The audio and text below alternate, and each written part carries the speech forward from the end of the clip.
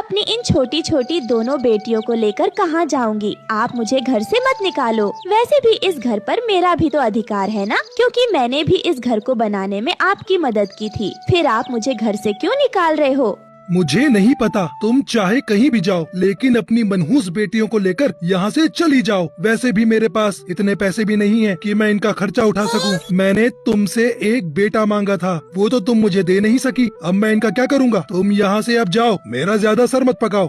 फिर उसके बाद रानो चिड़िया रोती हुई अपनी दोनों बेटियों को वहाँ से ले जाती है। तभी अचानक वहाँ का मौसम बदल जाता है और एक तेज तूफान के साथ साथ बारिश भी होने लगती है। ये देखकर रानो चिड़िया बहुत ज्यादा परेशान हो जाती है और वो एक पेड़ के नीचे बैठ जाती है।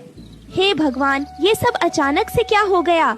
वो वहाँ बैठी हुई थी कि तभी उसकी नजर एक घोंसले पर पड़ती है और वो कहती है, मैं एक काम करती हूँ, इस घोंसले के पास चली जाती हूँ और इस घोंसले में जो कोई भी होगा उससे मदद मांगूंगी, शायद वो मेरी मदद कर दे।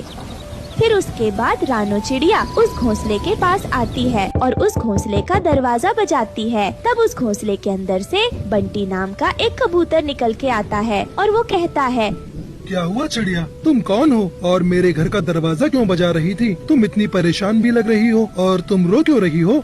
फिर रानो चिड़िया उस कबूतर को सारी बात बताती है, जिसे सुनने के बाद वो कबूतर कहता है, तुम यहीं रुको चिड़िया बहन, मैं अपनी पत्नी से पूछ कर आता हूँ। अगर मेरी पत्नी मान जाएगी तो मैं तुम्हें अपने घर के अंदर रख लूँगा। यह कहकर बंटी कबूतर अपनी पत्नी से पूछने आता है और वो रानो की सारी बातें अपनी पत्नी को बताता है, जिसे सुनने के बाद तो उसकी पत्नी को उस पर दया आ जाती है और वो उस चिड़िया को घर में रखने के लिए मान जाती है। फिर वो उस चिड़िया को घर के अंदर बुलाती है और उससे कहती है, चिड़िया बहन, तुम जितने दिन चाहो उतने दिन मेरे घोंसले में रह सकती हो। मेरा घोंसला बहुत बड़ा है। तुम्हारा बहुत बहुत धन्यवाद जो तुमने मेरी मदद की, लेकिन मैं ज्यादा दिनों तक आपके ऊपर बोझ नहीं बनूंगी।